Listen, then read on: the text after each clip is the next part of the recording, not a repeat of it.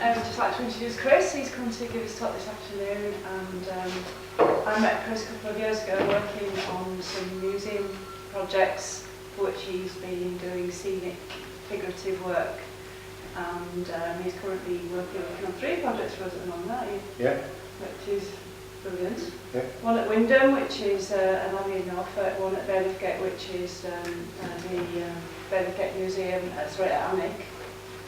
Where he's doing all sorts of things from little tiny mice to big full figures of print runner. There's a print runner and there's a school mistress, isn't there? A Victorian school mistress. Yeah, big point for us. Obviously he's done lots of things. He's a long career, 30 years. So, very long career. Working with scenic stuff for television, theatre, all kinds of things. But his work is, I think, truly phenomenal. I think he's got a great talent.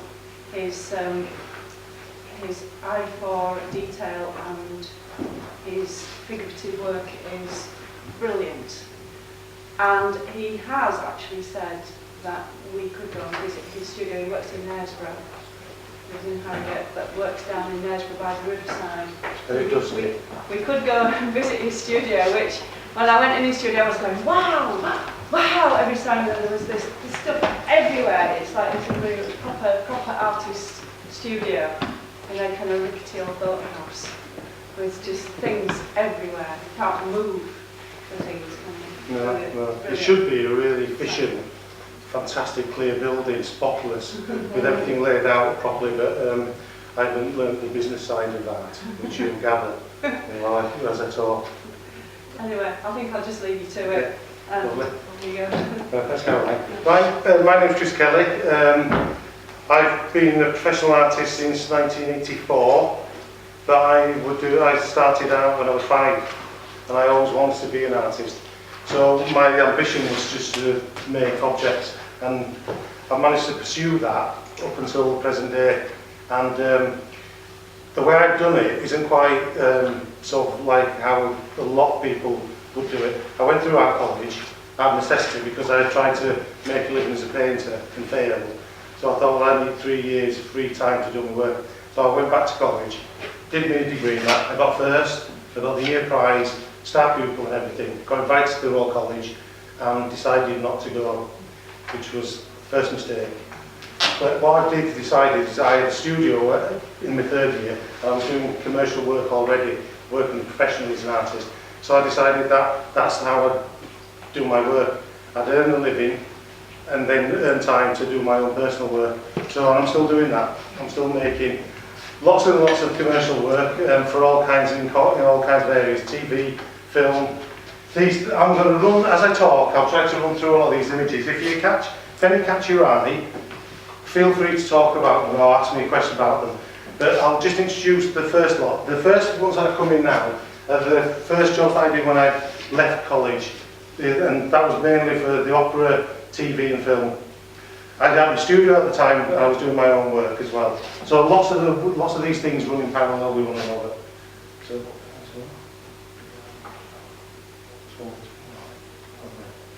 There we go. So this was just for the graveyard, for the film set. The sculpture lasted, I think it was on set for 2 seconds. This one's for an opera. This was done for, I think I did 11 figures for this particular opera. It's life size and it's based on a Greek figure. That's carved in. I'll give you a break, as I go through these, I'll give you a breakdown of the materials I use and that, because you'll find that throughout, even with these commercial pieces, there'll be a vast amount of different techniques used and so many different materials.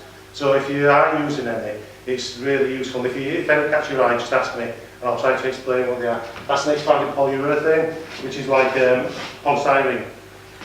And that's it, fiberglass. The beauty of that material is you can fiberglass straight on top of it. So like I say, there were 9 of those, around 9, maybe 11. A lot of these jobs are done to a ridiculous time scale, so they're done in the matter of hours or a day or whatever. I'll be given a deadline of, it's got to be done for the day after. It's not precious art, this. I try to do it as meticulous as possible and as exacting as possible, but it's not art, it's applied art, these things. That was a life-size Afghan hound, which was covered in fur and used on a TV programme. flew across the stage, I believe. And I think you saw that for about a few seconds. That was for a sci-fi film, The Wicker Man. Some of these are black and white, and you'll have to, I'll apologise now for the quality of these, because these are pre-digital, and they're all, some of them are almost glass plates, you know, they're that old. So there's a Wicker Man, that was again my size. That's the 9-foot figure, 9-foot head, which was used for the Royal Shakespeare Company. That was actually a portrait of the actor who was playing the lead role. Again, so theatre, TV, that's all things. The music was wrong with that. Right, that's the life-size leg there in polystyrene, and the leg that I made there was actually 25 foot, and it was used for theatre. It was for 3 days, 3-day theatre event, and it was actually an immaculately finished Greek leg by the time finished. And an actor abseiled down, was hidden in the top of it, abseiled all the way down. This was on top of the pool, and there's another actor was hidden inside the foot. And as he was a birth of dinosaurs, as came out the leg of Zeus, and as he comes down there, the actor goes, disgraces the water, the other one emerges all new and naked and that. And that lasted 3 days, like I say, and it cost me, what was it, I think I did it in 7 days, with 7 hours sleep, 1 4-hour session, 1 3-hour session, and physically to get up there with buckets, and that's actually plaster, that's skinned plaster, that thick, that leg. So the practicality of some of these things are actually, they're almost, as I've worked over the years, they've been challenges. So if somebody comes to me, I succumb to the challenge. The actual practicalities and the monetary value or gain in them is quite small for me. Like I think I earned £250 for doing that. It was a £500 job, £250 went on the plaster and £250 went on my wages. That's a skull that I did for. It actually went on a cruise ship. How big is that? Well, you'll see this one. That's it roughed out. Polystyrene. Pardon? That's the polystyrene stuff. Yeah, this is a polystyrene block. So you can see how it's made up in blocks. There's loads of enlarging techniques used in these. Like if I go back to that, there we go. You've seen where that life-size leg is sliced. That's the enlarging technique. The same as how you do contour maps for, like if you're doing geography and stuff. And so I basically enlarged those slices to the size that was required. And because it was sort of giant, there was a big gap then, so I had to drape the hessian with plaster between each gap. And hopefully, if you do your maths right, it all lines up and it doesn't go wobbly. So this is it, the polystyrene being roughed out. That's it as it's getting a bit more nearer completion. There we are. And that's it as it starts getting textured. That was just to give it so I could see what texture it was going to be like, because lots of these things end up like this, you see, painted and ridiculous things happening to them. So that ended up, like I say, is theatre on a cruise ship. And that's the size of it. Is that the plaster finish? The size of a room. No, it's like fiberglass. Oh yeah, so I did the polystyrene, we moulded it, which was the size of a room. So that's the plaster mould with the frame on. And you take all those pieces away. I mean, it's engineering when you start doing things like this. And fiberglass inside, destroy the mould, and then you're left with the fiberglass. And that required a steel frame, for the actors to come in and out and stuff like that. Things like this. This is a piece I did for, community, so 20, there was about 6 schools in Cardiff. There were anodised aluminium. We had a competition, and I judged along with another guy, the best children's work. And from those winners, I got them all, and then I beat them all out of sheets of aluminium, and then anodised, because the children's drawings are beautiful and bright. I then anodised them, took them to a factory, and they, dipped them in the acid, and they came out of that, and then they hung them over the precincts in Cardiff. And two of the beautiful little jewels. They're two of the lads who worked in the factory. So right at the beginning of my career, the sort of variety of things that I was doing was quite wide. Now a lot of the stuff I do is in museums as well. So I vary my work. My work is quite schizophrenic because it varies depending on what the client requires. And a lot of the time it's down to the imagination of the client, what I can do. I can always imagine a lot better than what the clients can do, or designers and stuff will come to me. But I have to do what they require, so I'm a good sort of workhorse in that way. I'm a jobbing artist in that respect. I mean, hopefully you'll see that there is a really creative side as well. you know, with imagination. But these are just showing you sort of some of the type of techniques and skills. These are life-size figures. I'll do these in batches of 20, something like that. They'll end up in museums all around the world. Those are clay model. Sometimes these are fiberglass cast feet and hands, but I mean I can model the hands and feet just as easy. It all depends on what the client wants. And a lot of times it's more convenient to cast the hands with it, you know, if they're holding things. A lot of these look a bit strange because, you know, these actually lifting a heavy weight. So you've got to imagine them in the context, you know, otherwise they'll look as though they're just kind of streaming for no particular reason. That's a slave. I've kept all the any of the rude ones out. These are all quite decent, all these. I've also done sculptures for other artists. Not like you've got the likes of Damien Hirst and that, who, they're artists, but they don't make anything. Well, I mean, he's fantastic at getting great, really talented artists to make art for him. Well, I've done all that. It's like ghostwriting. You do the sculptures. I've got public sculptures under other people's names all over the place. So I haven't brought any of those. So these are mannequin figures. So the reason why it's a really basic figure, the head's about the only thing you're going to see. They'll generally have wigs on and they'll be dressed. So the only concentration is on the hands and the head. I mean, a lot of people, I'll show you these, a lot of people don't model. These are just sort of, give you an idea of the types of expressions you get. This is sort of thing a lot of the time you have to do.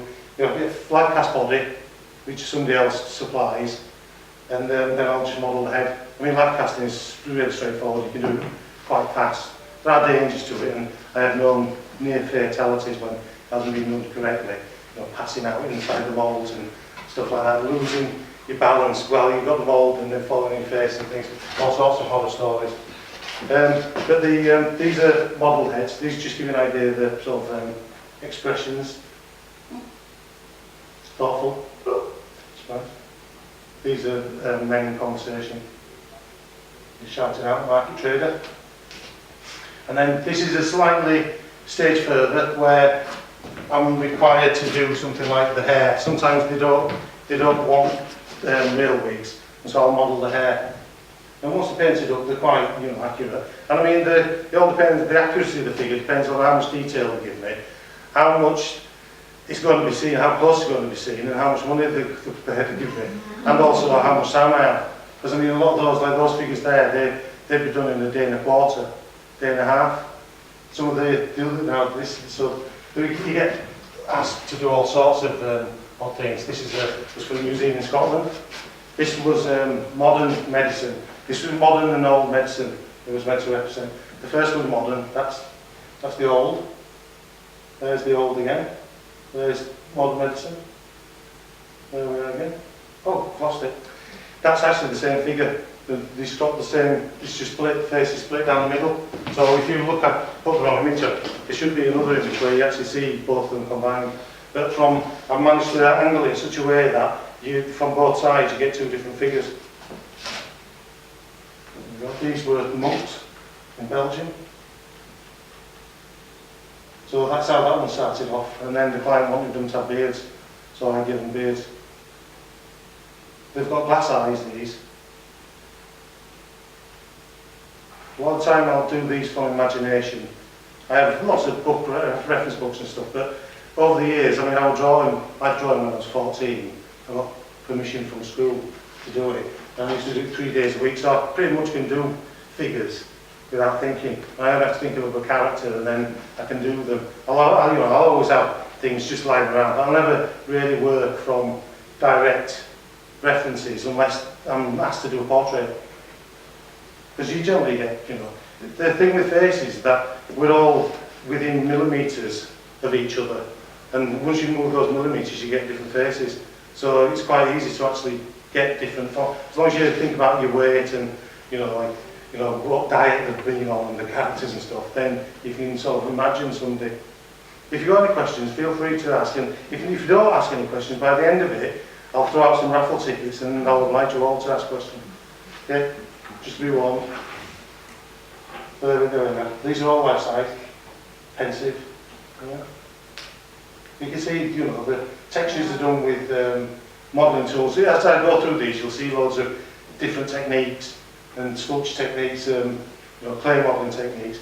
These are done. These are always finished off with sponges and brushes, and I have all sorts of odd little things that they're not tools. They're not made in Italy or anything like that. They're just to get exactly the quality I want.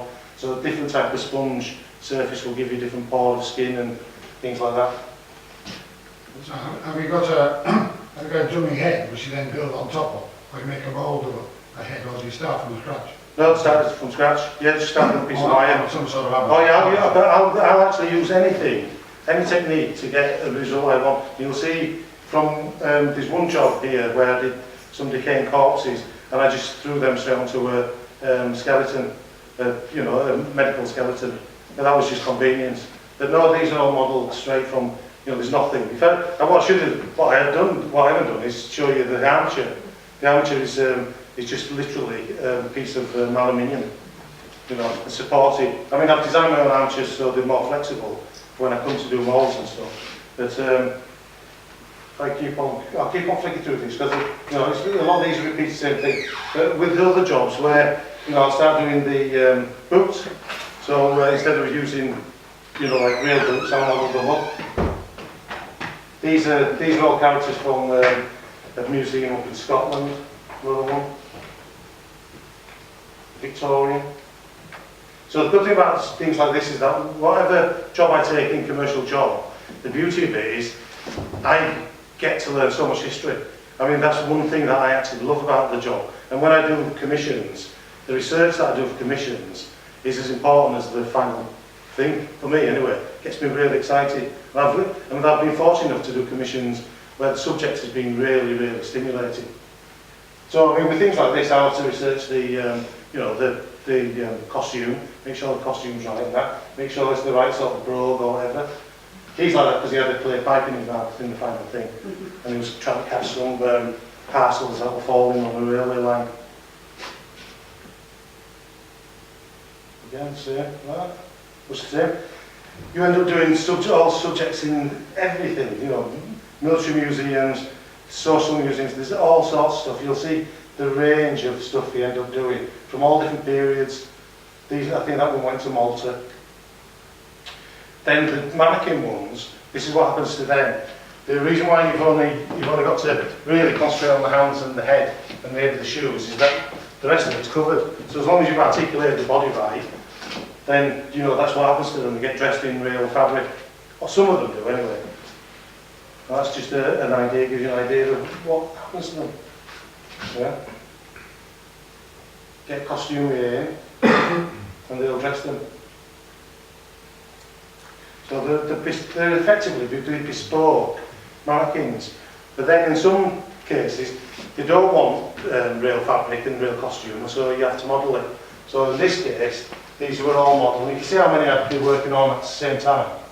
What you do is just get used to the feel of the clay and the hardness and firmness, and you kind of know when to put it on when it's soft and when to use it and you let the thing stand. It's like being in ceramics, but there's a lot of timing issues because the clay, it's just like cooking. They always say that and sculpture is like cooking, but it really is that. If you don't have your dough right and stuff, you're not going to make the bread right. It's not going to rise, it's not going to get the quality you want. Well, it's exactly the same as with this. I mean, you can struggle with materials, but once you get used and familiar with certain materials, knowing that, the knowledge of that material makes your life so much easier. So I would never have touched anything like that when I was at college. And I knew what I was doing. I mean, I'd done all my art college and went to college, so I knew all the techniques and the enlarging techniques.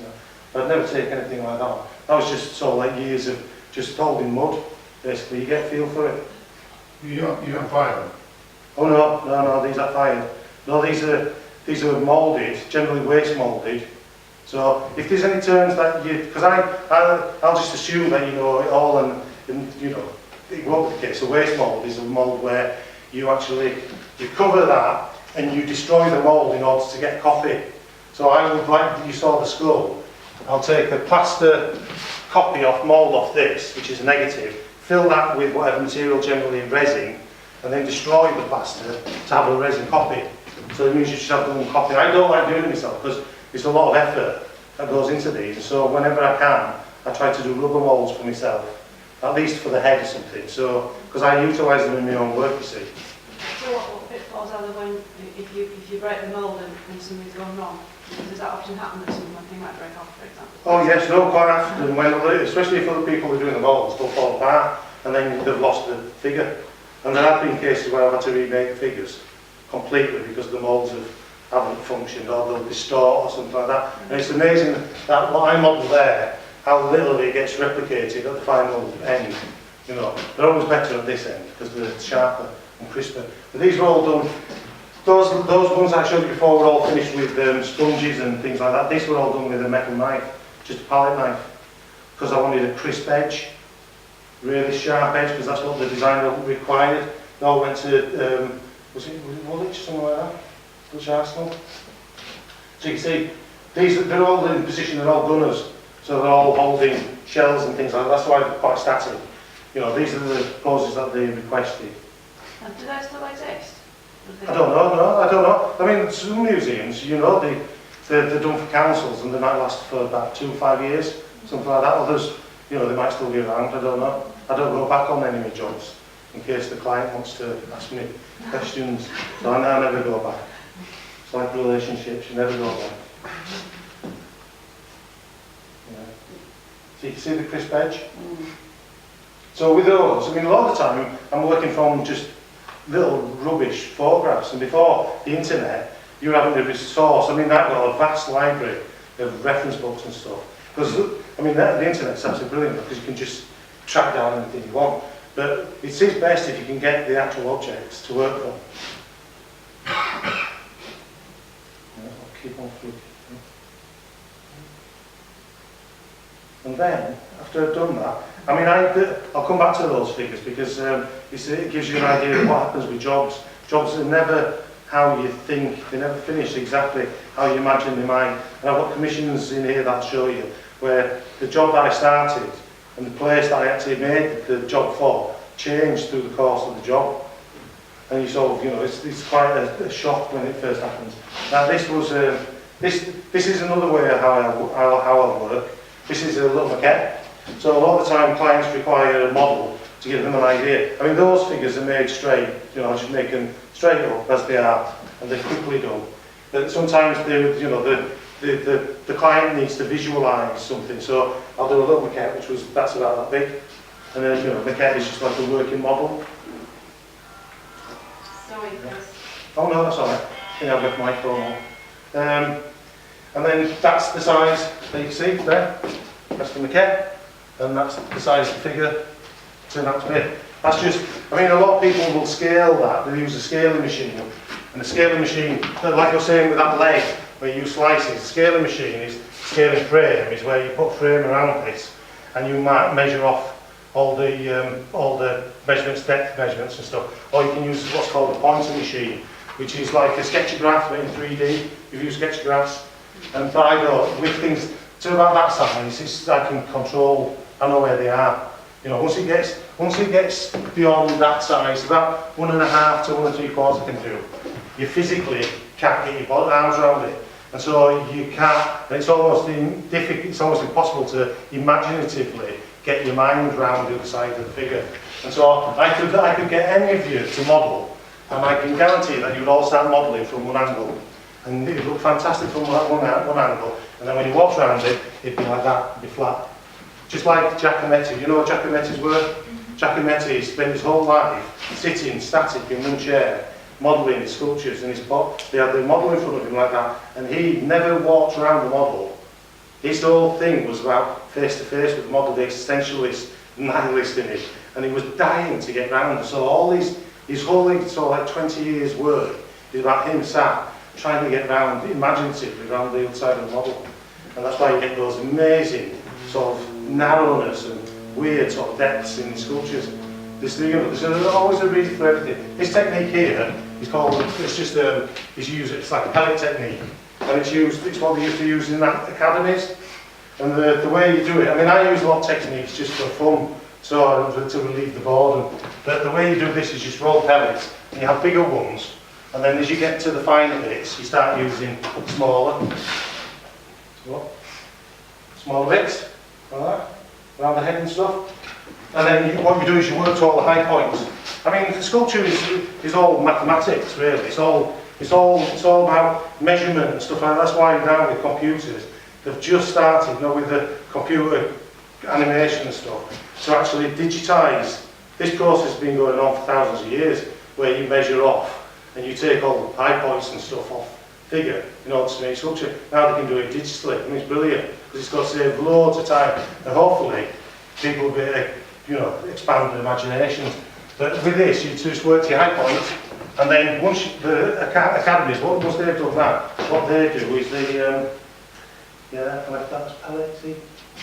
So I didn't, if you noticed with that last one, I didn't build the whole figure up on one go. I did the figure first, and then I had the frame after.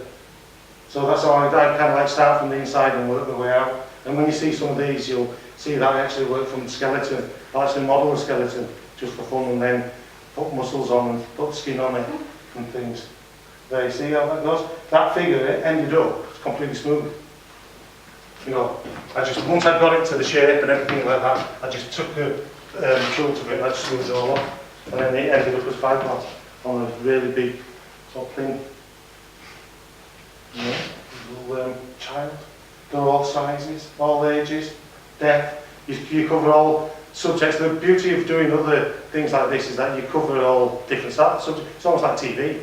You just flick around and you end up, you know, like soap opera, comedy, cartoons. You have to find ways of depicting, you know, all those sort of emotions and things.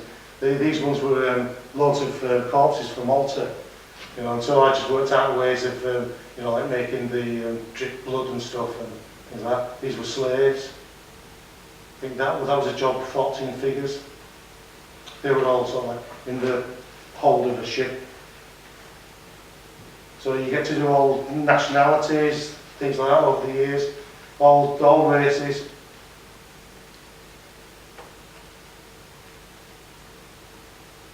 So this was a job for Hull, coachman. I see you modelled the gloves and the boots. Yeah, these are just mannequin ones. That figure's there is wearing a corset, so the shape is modelled in. Because once the costume goes on it, if I'd modelled just a normal figure, of course the clay, you know, the fiberglass won't move. So I shaped the figure for the costume lady. There's all sorts of props. Boots again. And the reason you do the shoes is because you can't get the shoes on feet. No, and well, a lot of time, if you look at mannequin shop mannequins and that, they're really reduced size.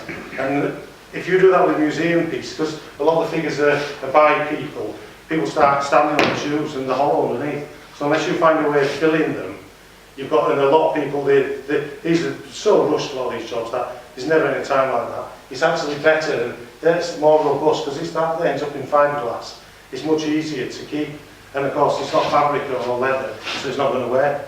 The worst that can happen is that the colour and paint will come off it. There's a metal frame inside. That's the armature, that's the back iron, you call that a back iron. Yeah.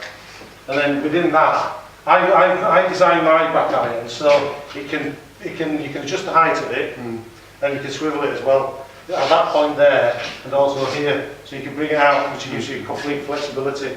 And also, when I mould, a lot of the time if I'm doing reclining figures, I don't model the underneath. I'll do the top, take the mould, and then swivel the whole thing, and then finish the back off.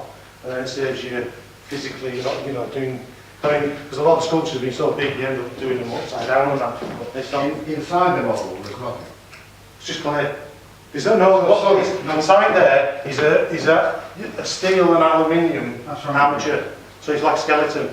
And I have mine really, really flexible. So I don't, a lot of people weld them right up so they're completely static.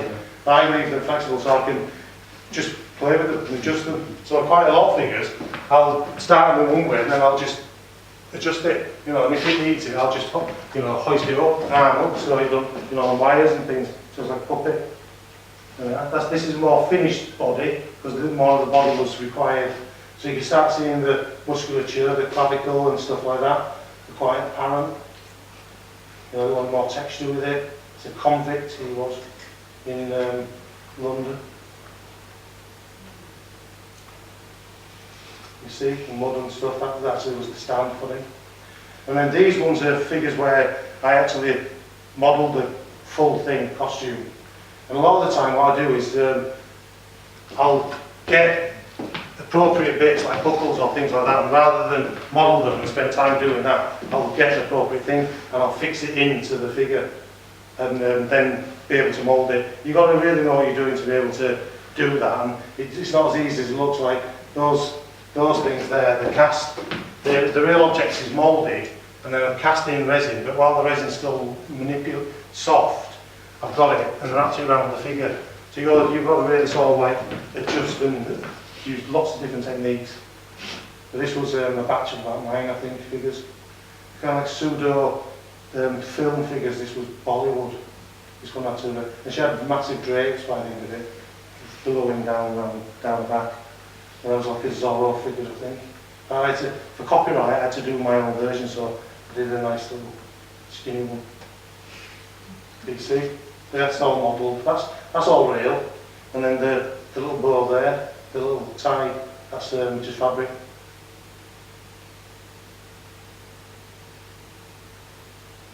There's another one, the same batch. He was actually hanging off the building. He had glasses on when he finished. So he did actually look as though he were hovering.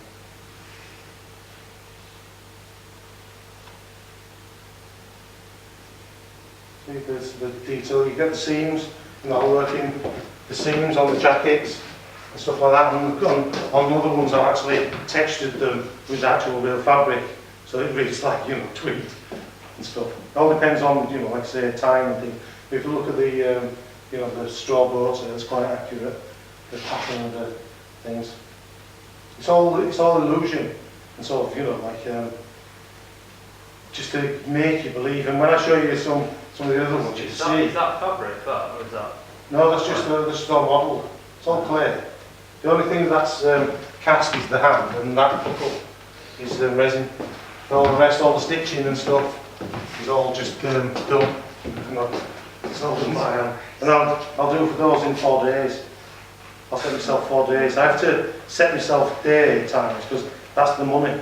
I can't, otherwise I won't earn any money.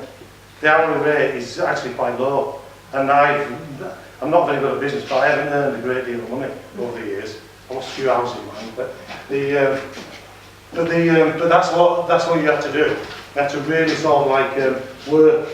You see, with my own work, and the opposite side of this is that I have pieces. I used to have a studio in Wales I had it for 12 years, and I had pieces in there that were 12 years old when I left. I was still working on them, and I just closed the door and left them all. I've done like 3 studios, and I've got my nails to do yet. But these ones are just, you know, you churn them out, get them done, and they go. You can't sort of like fall in love with them because you don't earn the money otherwise. So I am a jobbing artist, you know. Nice 20. So is you working independently? Have you got no sort of people on board? No, with things like this, I do all this on my own. There'll be some, I mean, with just time-wise, there'll be people who have to do the moulds and that, and cast them and stuff. I mean, I can do it. I mean, I can do it all better than the people who work with me. I mean, that's what I've always aimed at. Otherwise, I'm not good enough in the job. You know, there shouldn't be anybody better than me doing the job. So, but they do, yeah. And I mean, you know, they'll just time-wise. I mean, it takes as long for them to mould up something like that as it does for me to make it. And that's been my dilemma. In that I've spent so much time out with my own work, I do every single element of it, every single piece. I do everything to it. Like my bronzes and stuff like that. The first ones that I used to cast them myself as well. And I've done every single element. If I've never got in a position where I've just been able to give them out and give them to people. It's just really bad, you know, practice on my part. But I mean, it's bad business. I mean, good business is, you know, it's like greatest amount of reward for the least amount of effort. Well, I'm the opposite. You know, there's a lot of effort, and for a small reward, maybe. This guy had texture. That coat was actually all textured with tweed when I finished. There's a pipe, a pipe. And then that's all finished that they can end up in just 5 glass bronze. That went to a shopping centre in Israel, I think, just leaning this wall. That went to O'Neill's shops, there's a crossover with a lot of the commercial work that I do, that some of them are actually like public commissions as well, or that a client will see me do something and say, oh, we want another piece, and so it'll end up becoming, I mean, that ended up in the headquarters of O'Neill's in Holland, and then they cast up, I think about 8 copies and put them in shops around. Again, it's life size, but you see the musculature and stuff on that is relatively accurate, and it's believable, the veins and stuff are generally kind of in the right place.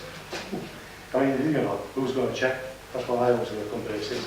You don't have to have an anatomist to tell me otherwise. But then, again, the batches, these were meant to look like, and then you do fakes. These are fake public sculptures that were done for, Hampden Park, and they didn't want sort of, like figures, like your normal mannequin figures and that, but they wanted like sculptures, and so I just had to do a rough technique. So, a lot of the time I just use a rough stick, and you end up with a rough texture, and then that look gives it sort of like an arty look, supposedly. But it's all, it is, like I'm saying, it is all illusion.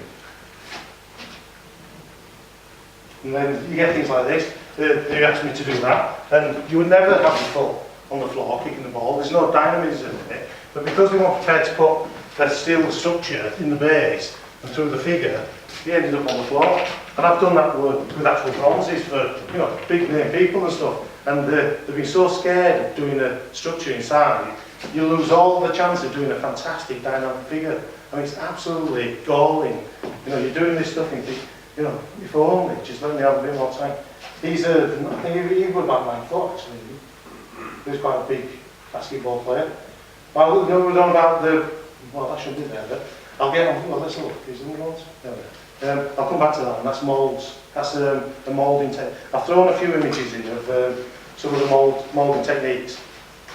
I'm flying through this alright, so am I doing alright for time? Because I don't want to get into all the other stuff. And the further along I get, the more weird stuff will get. Because then I'll start getting out of real personal scary stuff.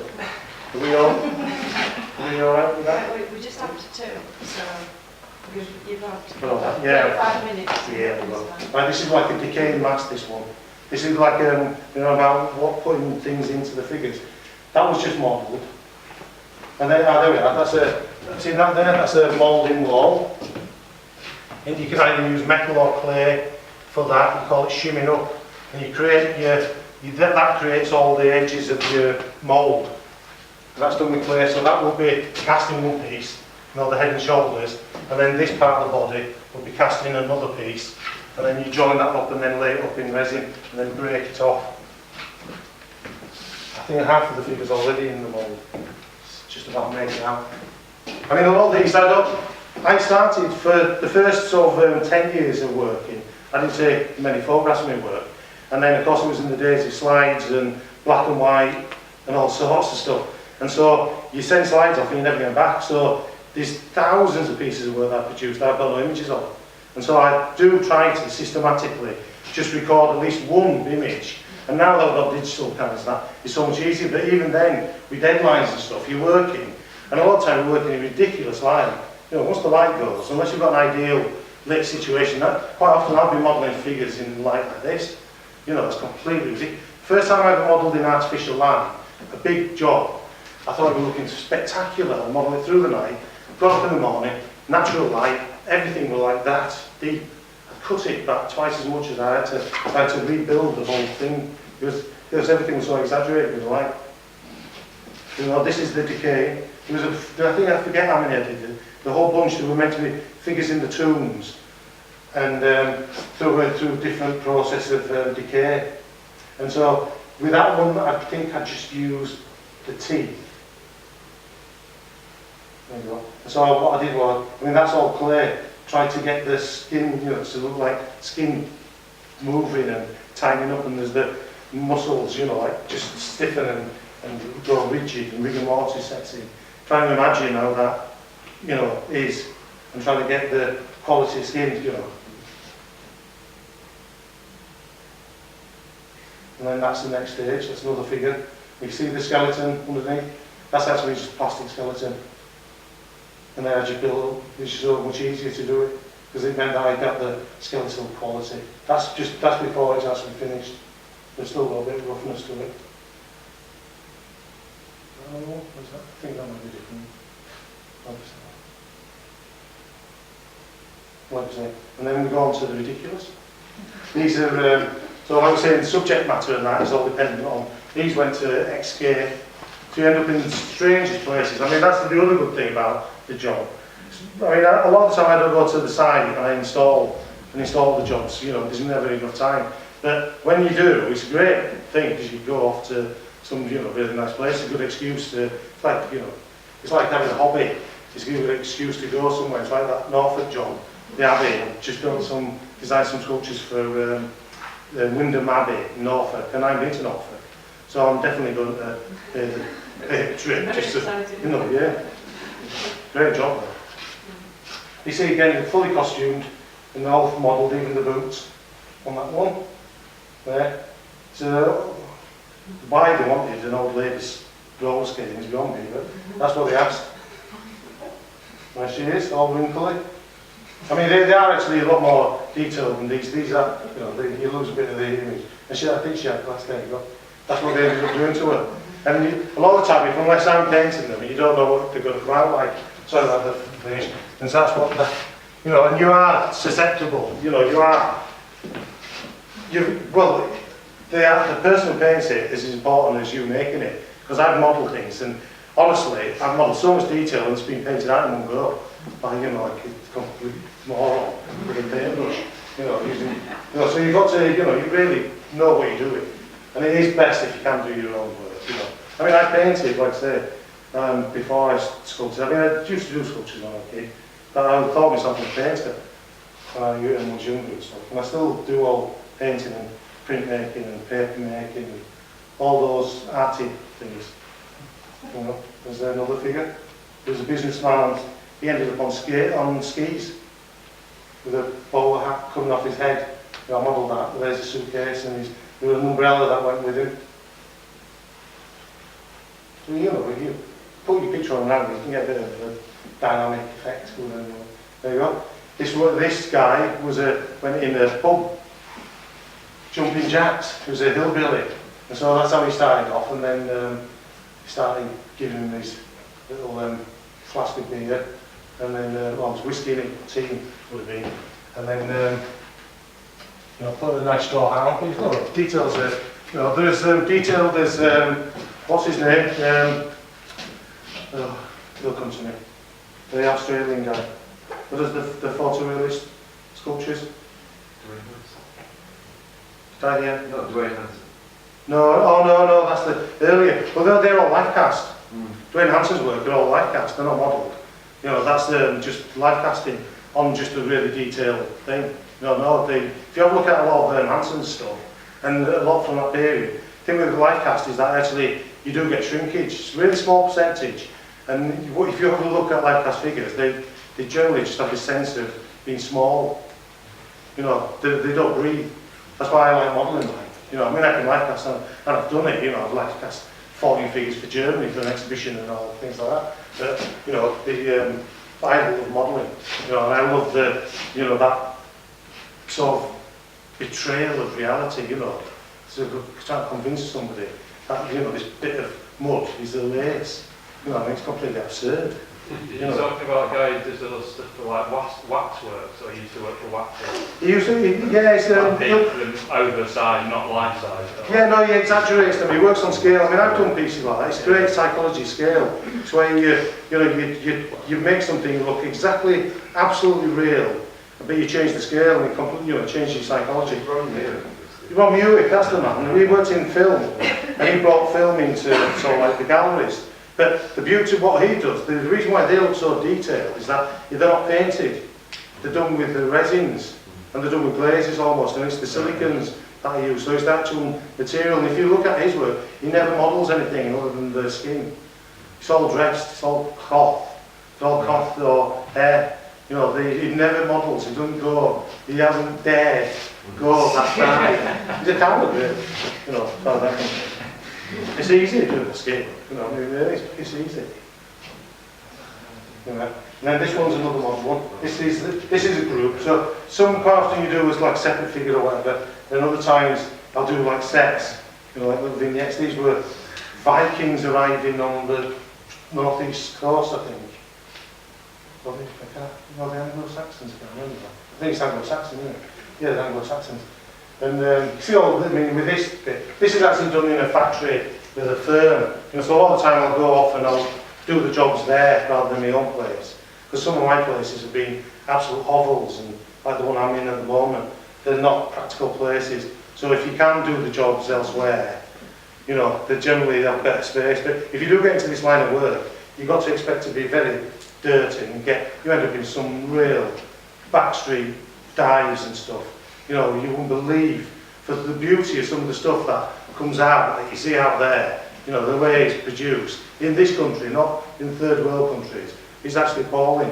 You know, health and safety and, you know, some of the materials I work with, they're just absolutely lethal. You know, fiberglasses and resins and that. There's no extractors or anything like that. So here we go, that's the mother catching the Charlie's jumping off the boat. Meeting there. He's just checking that everything is okay, and that's how it ended up. That's in the museum. I haven't got many of these shots because I very rarely get to them, but you see, you know, little kids jumping off into their arms, and he's up there and he's jumping off onto the beach. So that was done as sort of like a monochrome. I think it works quite effective. So where's that? I think that's in Hull. So I think it's Hull. Did you do your own drawing for that then and get that approved, or did they give Yeah, and I just worked it all out myself, yeah. Because a lot of the time, you get the designer, they don't have the time, or their brief is, or their money is just on the layout and stuff. But when it comes to the drama and stuff, you have to talk to them. And really, that's not my job. My job is just purely technical, just to visualise it and make it, and that's what I'm being paid for. But you end up doing it for them. You end up designing them, you end up doing characters, the age of them and stuff like that, you know. Only because it's actually, well, at the end of the day, it makes your own job better and easier. But, you know, it shouldn't be the case. But you see, well, you know, they're right there, and then you start doing things like this. Because you never know what's going to walk through the door. This is for the Games Workshop, for you younger boys. You know, the Warhammer. This is actually in Nottingham, their headquarters in Nottingham. They have a big gaming sort of hut, you know, shed, whatever, and this is hung up. But I'll show you how this one was made. This is the one that sort of garroted and then, you know, placed on a thing with spears, arrows and stuff, nailed to the thing. One of the orcs.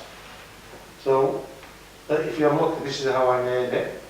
It's got all these little bits and dress and stuff. I painted this one, you know, because it was just an opportunity not to be missed. And the way I made that was I actually made it like a kit, like a modelling kit. So I made two of these, two skulls, orc head skulls. Imagine what the anatomy was. And then I made a rubber gun, and I made loads of different sized tusks, so you could move them in. So the jaw articulates, so you can actually make different faces. And the idea was that you know, see, he's got different faces. He's got closed mouth, and that's the musculature before I actually textured it, just so I got a feeling of how it might work. You know, again, that's just fun. You can see another skull in the background, but you could change the idea was that you could change the teeth and that and make completely different faces. You know, and you don't use anything to get, you know, like I think they're just resin balls for the eyes. I've used toys and all sorts, you know, other than proper glass eyes. Some of those glass eyes can cost you £20 a pair, you know, made in Germany and that. And it looks like beads and stuff for the boils.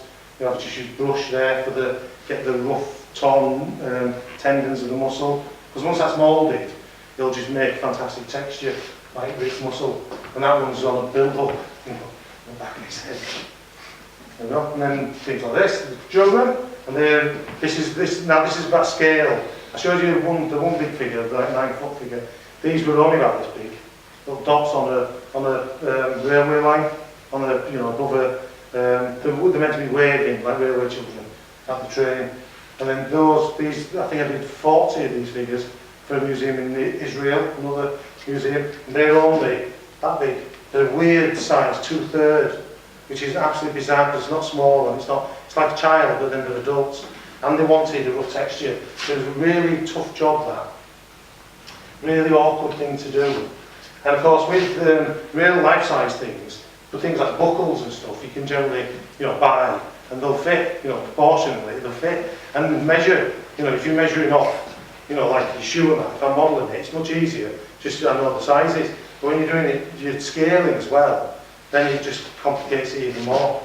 So the simplest jobs in that, they always have some, there's always complications. Then these are scales. Now this is a set that I did of an African village, and they had to work in perspective. So the top figures are about 2 foot, and the back figures are about this big. This is one of the middle section, so mother and child. And this isn't modelled in clay or carved or anything. This is modelled in what's called sculpting, which is a brilliant. People do fantasy figures and things like that for films. They use this because what you can do is you can model it, get to a certain stage, and then fire it. So you kind of like lightly bake it, then go solid so you can shape it, model it, like get it exactly smooth enough. You can start putting more detail onto it, and it'll stick to itself really well. So you can build up. So like a lot of those fantasy figures, they're so complicated because they've been made as kits, and that's how you get the complication. You can't model those straight off; it's impossible. So this brilliant material, modern material for that. I'll show you other materials in a minute, and that's what it looks like painted up and dressed. There you go. And then that's another figure, one of the larger figures in the foreground, skipping along. I think it was a happy village before somebody came in and before they colonised. I think before they were destroyed. I think that's it. It was to depict the village before they were enslaved. That's how. Yeah, I remember now. So there she is running along.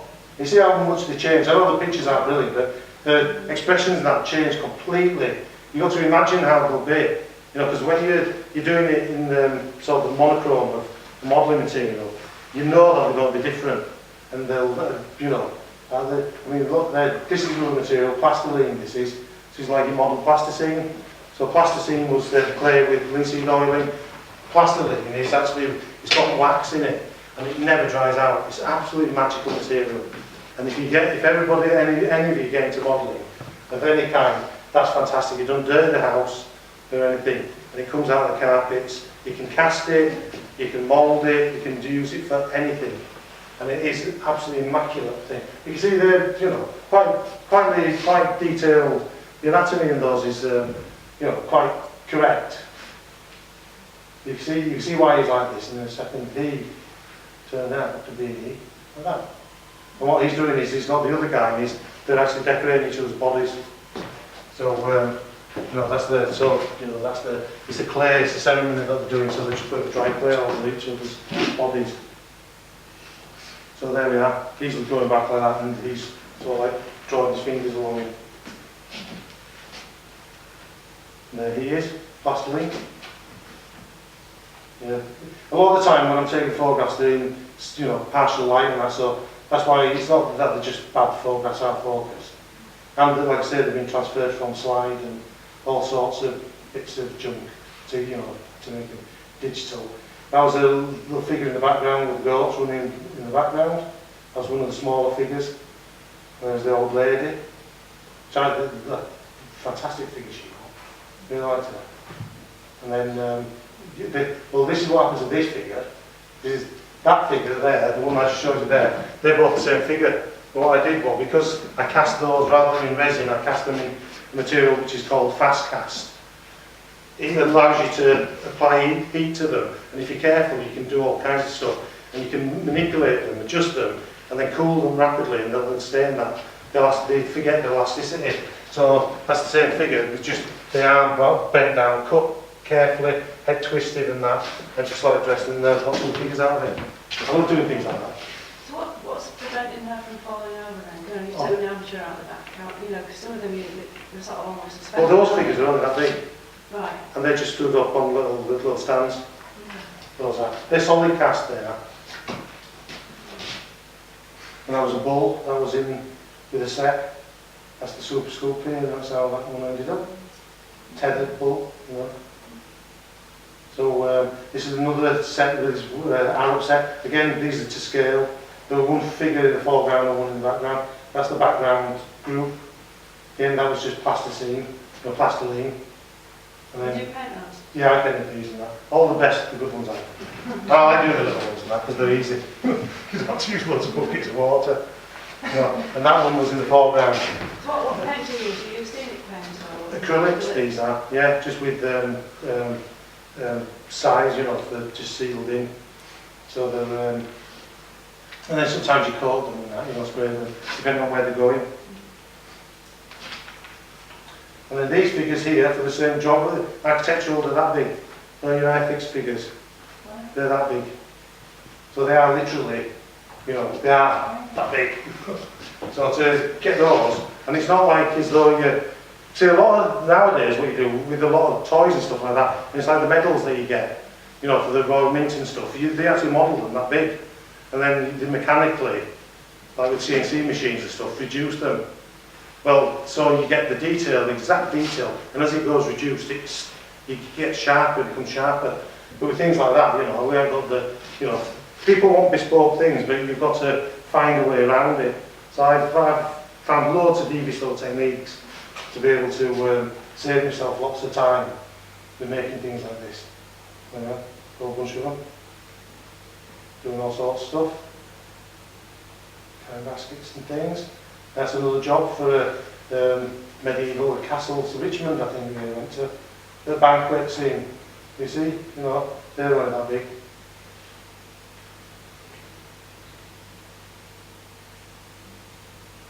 And then things like this is just a little figure of the Roman. You get to ask to do all sorts. These are for some sort of board game that you have to carry around. Like that for Egypt, I think I went to Bristol. There should be two of that. And then that's a policeman's helmet, but that's actually that big. So it's not, you know, it's a Victorian one, it's an old one, but it's not actually life size. So it's a, you know, you've got to make it. You know, because the real one, you could, you know, like get a real one and cast it or something, mould it. So that's actually all modelled. And then things like this, just little cartoon characters and stuff. I mean, these are only ones that I've managed to get hold of. There's so many jobs. There was Chester Zoo. You think he was covered in a machine that just drained on him all the time. Something to do with the rainforest. Oh, sorry, there we go. And then these. These are another museum. These are portraits. But I did them in that technique. So like the palette technique I told you, they're only actually that thick. They're relief. But they're about, you know, they're actually bigger than this. They're about that big. You know, the actual each head. And then when I did that, when I finished it, obviously there was one year when designers suddenly, designers go through sort of fashion, very fashion oriented, and there's a big museum that had come out in Germany for the, I think it was the Holocaust, and they draped all the figures in Hessian and made them all have Hessian and Jew, so they made them really sort of like ghost-like and really emotive. And so once that came out, all designers wanted to cover everything in Hessian. So it didn't matter what you did, they ended up covering them in bloody sacking. I mean, all those military figures that you saw, that taking the time to use a metal tool to get the hard edge, they were all covered in sacking. I couldn't believe it when the designer came out and said, oh, we'll wrap all these up. I thought, oh, God, do you see what that's it? And that's what it looks like, you know. That's my sample for the designer to show all the damage you do to all the good modelling that I've done. So they went ahead with it. Absolutely horrible. And there we go. This is a head done in plastiline rather than clay, so you can get more detail. Because the good thing with the plastiline is that you can leave it, you don't have to cover it up. The only thing you have to worry about is dust. It's not going to dry out. With those clay figures, if you have a look, a lot of them have yellow plastic around them, because you've got to keep them wrapped. And you like having plants, you have your big spray like that, and you have to water them down. And if you overwater them and then put your plastic over, you can wipe all your work away. So you've got to really be careful. But in summer, you know, you can be working away and it's drying them as you're working on them. You know, and I have clay drying in my hands as I'm working on it. You have to keep on moistening it down and stuff. So you don't see any of that. There's just sort of simple practical things that, you know, actually make the job much more sort of complicated. The maquette that went out to window, is that what you did? In plastiline, yeah, because it's not going to dry and it's just got to stay as it is. So, I mean, if somebody if we wanted to buy something, I'd go with it. Is it Oh. really expensive? I mean, No, it's not expensive, not compared to a lot of air drying places and that. And the lovely thing about it is that you can reuse it, you can use it forever. You know, it should last at least, you know, your good working career. So anything you buy, you know, it's like an investment, isn't it, really? You know, I mean, when the studios I had like 12 years there in the studio, I had the same clay that I'd actually gone in with. I bought 2 tons of clay, and I still had that clay. And then I just left it. And so I've only ever bought new clay when I've moved. You know, because as long as you look after your clay, you know, it's just, you reconstitute it. It's absolutely amazing stuff. The simplest materials are the most sophisticated. I always say pencil and clay, the simplest things. There's no technology involved in either of them, and yet they can create any sense of reality or any illusion. They can create every possible world that you could ever imagine, and they can do it more direct than any other means. Any technology is actually an interference a lot of the time, and you've got to work your way through it. Lots of technologies become fashionable, so like, you know, like a lot of this sort of stuff is, unless you transfer it and make it into some sort of, like, you get some sort of angle on it, people won't want to look at it. You know, but if I were to do all this lot and do, I'll give them just, I mean, I've done it just for fun. You do sort of like digital facets and stuff, and people think, oh, it's going on a computer. It's trendy. You know, so it's got to have some sort of relevance. You know, you've got to speak the language of the day to a certain extent, but then a lot of the time, the language of the day can be actually quite shallow. You know, this is what happened to him. That's not why he looked like painted and dressed. See, quite different, completely different. That's the same face, just the way he painted. Do you make his teeth or do you buy teeth? No, they're modelled. No, with that one you saw, there was a skeleton like that, and quite often I'll use, like I say, I'll use anything to get the effect. So I've got denture sets and stuff like that. So if I'm doing an open mouth, I mean, those ones are actually modelled. But I will, you can't tell the difference between a modelled one and cast, but to save time, I'll just shove a, you know, pair of false teeth in the mouth and then model around it. And a lot of the time, that can actually be more complicated, because if you start moving in the clay, you know, it's like the glass eyes. If you don't fix the glass eyes right, you've just got a little ball of glass. You're modelling those faces up, and you're modelling away in that, and the eye starts drifting, you know, around like that. You know, and then you end up with the most ridiculous, and you are within millimetres, you see. You know, you're measuring within millimetres, so, you know, it's very easy to make a figure look completely boss-eyed. Yeah? And then things like this. That's cast back, basket, and then modelled through. There's just different techniques. That's a bird's nest, the chicks. So that's all modelled. And then we've got a few carvings now. So this was done for a tribal museum, I think, Brighton. So I had to do some facsimile carving. So that's exactly how the original one was being made. I mean, I collect tribal anyway. So, you know, I know it was a nice job for me to do. But hollowing it out and everything, you know, the base wood, that's what I use, it's just plain wood. And so, you know, you can almost like carve it with a simple chisel. I mean, I use all materials. As you see, a lot of the stuff you see in here is just certain materials, but if you look at the other work, I'll use any material there is. I mean, when my own personal work and I'll use the dust off the floor and stuff. I mean, literally, use everything. Because everything, potentially. Since, you know, since Duchamp said that, you know, a toilet or a basin is a work of art, you know, that he put in the gallery. Once he said that, he effectively changed the whole of the art world, and he effectively said that anything can be art, and that's what everyone lives by now. You know, yourself is a work of art. You know, I mean, it's the, you know the artists who go through plastic surgery and stuff. What's the name of the French woman? 20 years now. She's been doing that shit, adjusting herself, you know, as an art object. You know, so these, you know, you can actually, it opens up the debate as to what makes and constitutes art. These are carvings anyway, polystyrene. That was about 9 porpoises. And then so I'm just showing you these sort of like technique process. These were like dirty great big bears for some sort of silly ride in Ireland, I think. But, you know, the 3 bears. And I didn't have to do the bottoms because they were all around a big mound or something. So I didn't have to do the tops. Yeah, that's the close-up carving.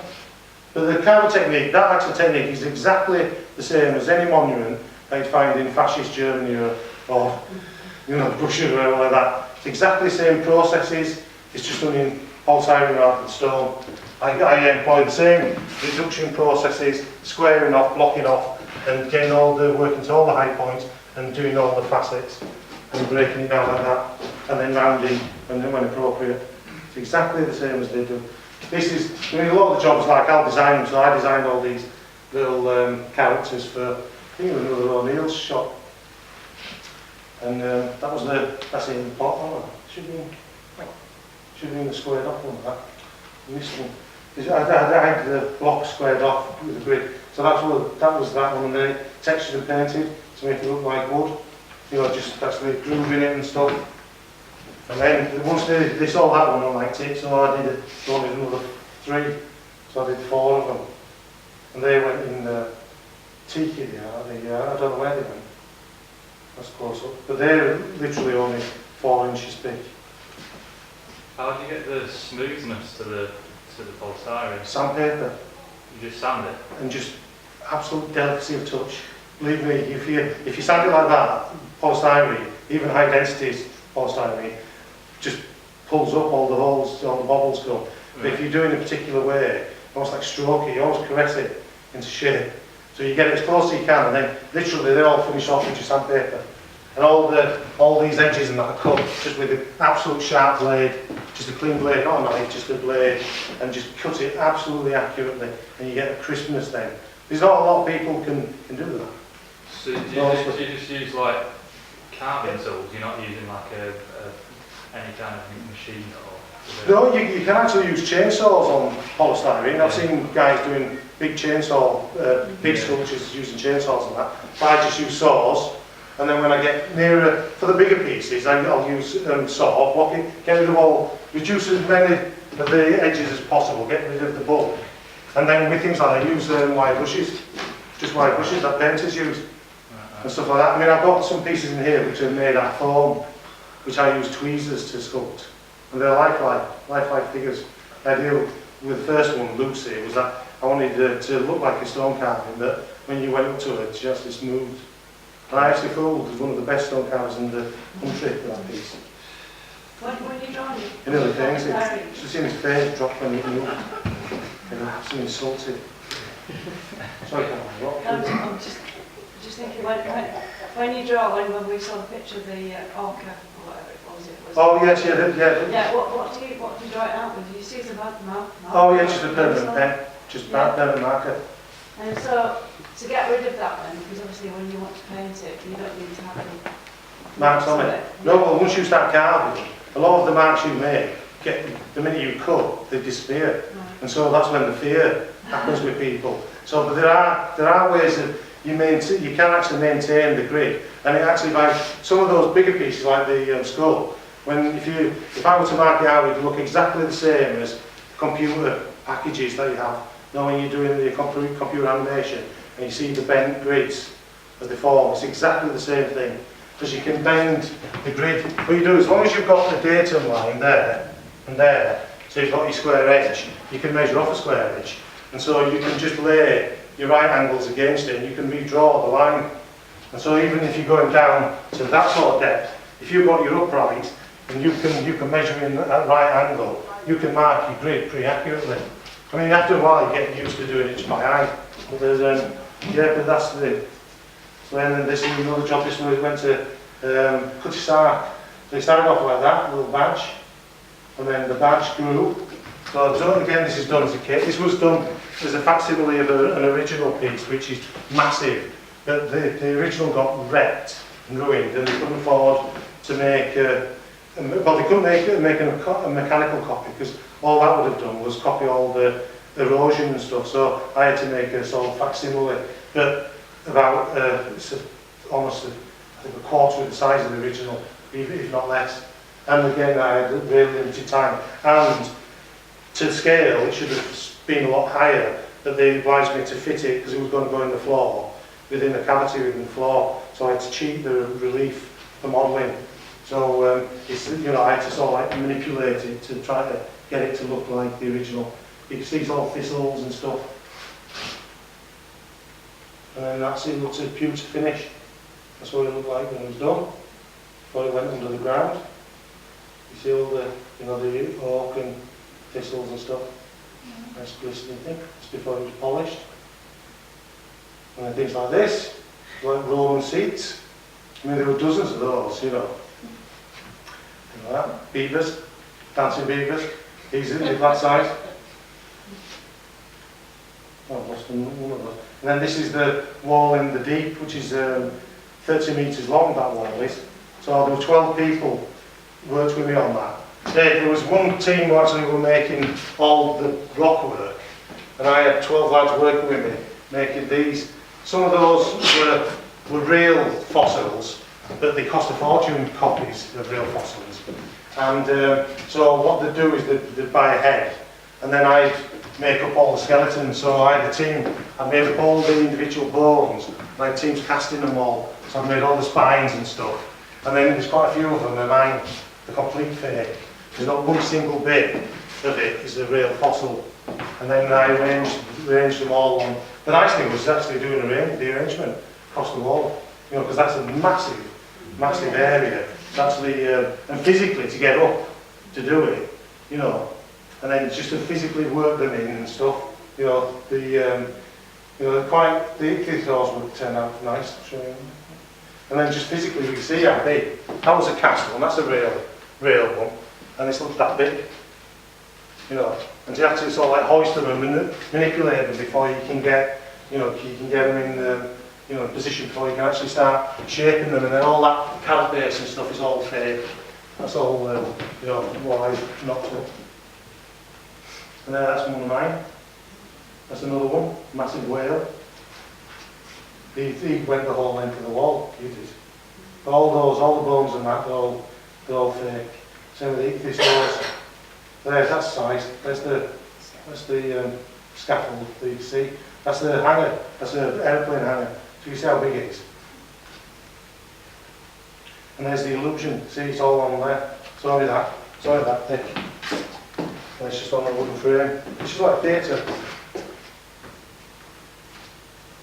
It's all artifice. Some little small ones.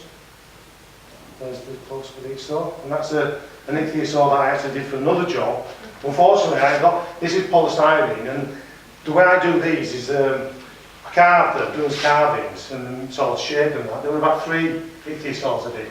And then I texture the surface to get the quality that I want. But these ones, when they were finished, you see those beautiful glass eyes. Each tooth was individual tooth. And I'm really sick because I haven't got a photograph of it. And I mean, honestly, it was immaculate. This set of ashes that I've modelled for the, for the ichthyosaur. It just came out really beautiful. And then with that, there were a whole bunch of them, and then there must have been 40 other primitive old fish, early fish. Very good, nice beak. There were about 40 other ones of these, and they were all ranging from that sort of size to that sort of size. And you're given a diagram, you know, that's all I've got to work from. And then somehow I've got to sort of like pop it up and try to imagine, and then try to work out, you know, what the things would be like and stuff, and get them totally convincing. There's another one. That was that tea thing, you know, when it's finished. There's a mould. So that's the metal shim. So that's another ancient fish, an ancient shark that I did for another job. But instead of using clay for the wall, I used metal shim, and then you take your mould off that, and then pull your plaster away, and then if you've got metal like that, you can do the plaster on both sides, and it gives you a seam, so you can pull your jacket off, and then it gives you a hollow that you can lay in and cast up your piece. Weird looking things. There's another version of it with shim. And then this one has got bolt holes in here, because this was actually done with rubber, and then the bolt holes went into the jacket, which held the rubber together, which meant that we could cast up, I think we cast up about 6 copies of that. And then one of the copies ended up in Israel at the bottom of a massive shopping centre. So this is how they end up. These all were painted like this. That's a 2.5 metre, it's about that size actually, 2.5 metre shark. I've done the one in Hull, the bronze one outside the deep. I did that, that's 3.5 metres. That was done just with plaster and just the polyfill actually I did it. I just polyfilled it because I wanted a slightly more arty finish. So I did that, but there, you can see the teeth and stuff in that. It's quite they are convincing. I'd be scared of it if I got the back with it. You can just see the teeth in there. I've done quite a few shark, grey reef and all sorts over the years. I'd like to do a whale. I've been asked to do a whale yet. I'd like to get my teeth around a really big sperm whale or something like that. Great. What's that done in? What was that shark? That was, well, it was modelled in polystyrene, Right. and then I actually covered it in plastiline, which is, again, it's no one, it's almost impossible to do, but I've worked out a way of doing it, which means that I can actually have almost like a modelled surface, which means that I can texture it, and then I can texture it with paint as well. So, you know, it just gives me a real, you know, quality. Yeah. This extends the, you know, the sort of, that's that. This is how a lot of them start. This is where an archaeopteryx. Fortunately, I couldn't find a photograph of the finished thing, but it's absolutely so. The finished piece for this one I actually modelled with real feathers. I actually shaped each individual feathers. I bought loads of different types of goose feathers and loads of other feathers, and shaped each one to the size of the archaeopteryx. Then made the wings up individually. Then moulded it and then cast it. It was painted in the end, but it started off as a little skeleton like that, just to get the position of it. Unfortunately, that's as far as I can get with the images. That's it, just to start to bulk the thing out. Anyway, there's a snake, anaconda. This starts being a hint of what I have in my workshop. Then some of my own pieces. Those plaster faces I do with the bottom. When I've got a bucket of plaster and there's a bit of plaster left in, before, because I hate waste, I'll just let it, as it's going off, I'll just shape the face.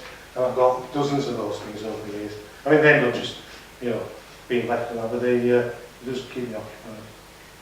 This is a lizard which is about from here to here, I think that was about. Size of that one. And I modelled the hole underneath, you know, under the belly. Because I was told that was going to go up on a wall, you know, like a gecko. And so I don't bother modelling the underneath. And I thought, you know, no, you couldn't do that, it's just sinful. So what I did was I moulded it, and then flipped it over, and then I finished the underneath. In the end, they actually suspended it from the ceiling, and the only thing you did see was the underneath.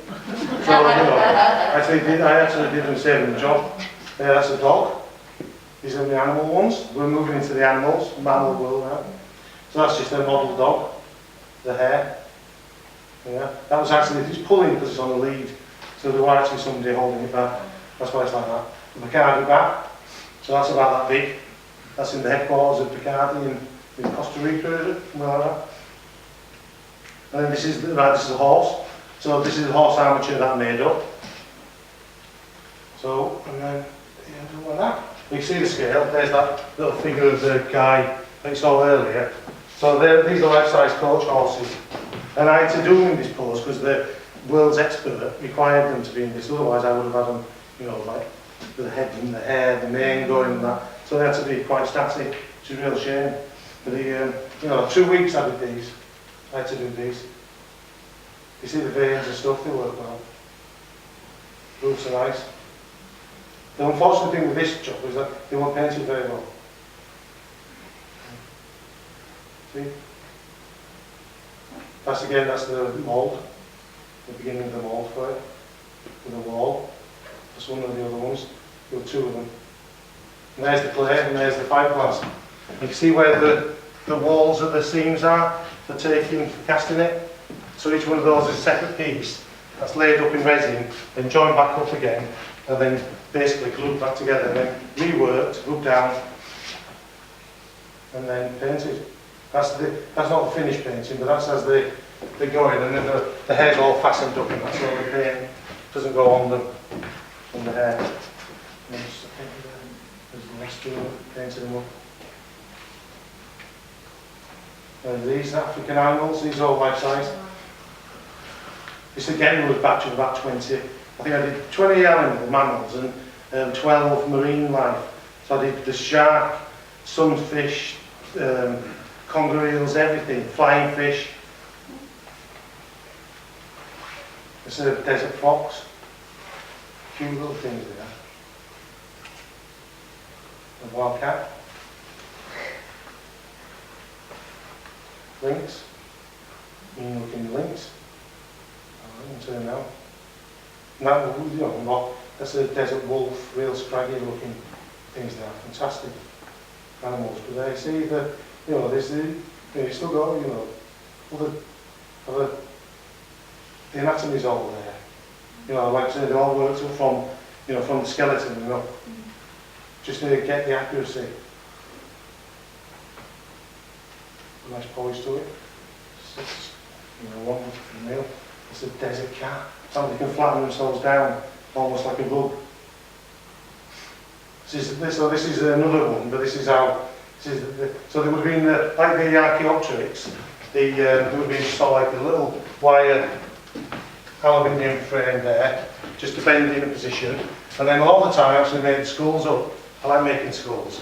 So because it gives you, if that's accurate, your face is always going to be accurate. So I like making the skulls, and then the thighs fit in the socket nicely and stuff like that. And you know, when you start putting the nose on and things like that, they're all going to be in the right place.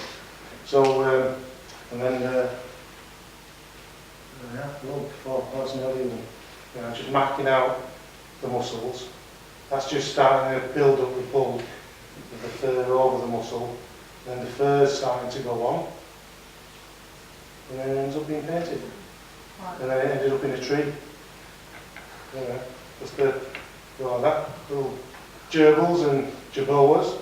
They're only, you know, life size. Mice, hedgehogs, slugs, and they go smaller, spiders, toads, you know, frogs, I mean, beetles. There's a nuthatch, there's tree creepers are at the background. But they're all done with, see those, they're all same as taxidermy. Just be by the aluminium feed. Just saves a lot of time. So exactly, you know, ordinarily be stuffed, you know, stuffed bird, but they're done with that fast cast I was telling you about. Did you do the ones that come back with Jerry? I did all, yeah, I think so. Did you do the birds and everything? Yeah. Did they come out nice? Painted on its own benches. Yeah. Yeah, the Cumbria Discovery Centre, you get to go down that. Quite a lot of scenic stuff in there. There's lots of little animals and birds and frogs. Yeah, that's right. You know, I did all those, and the frogs and stuff. Yeah, I borrowed all those. And the only thing you did, the beetle, didn't it? The big beetle, I was going to do that for him. Tiger beetle, yes. Yeah. But when I went through how he could make it, I think once he realised that he could break it down, he decided to do it himself. Which is wise, he's saved himself a long way. So this job I did with, again, about 30 birds for another museum in Egypt. It's a sunbird. That's a kingfisher, pie kingfisher.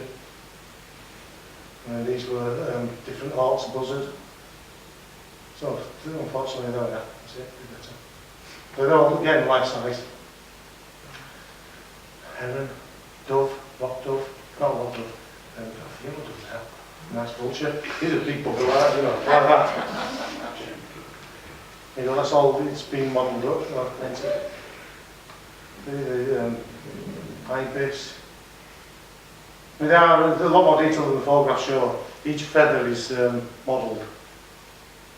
Geese, egret, have nice feathers there, and flamingo.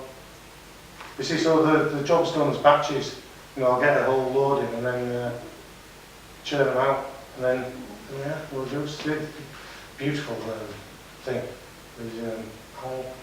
That's how they're done.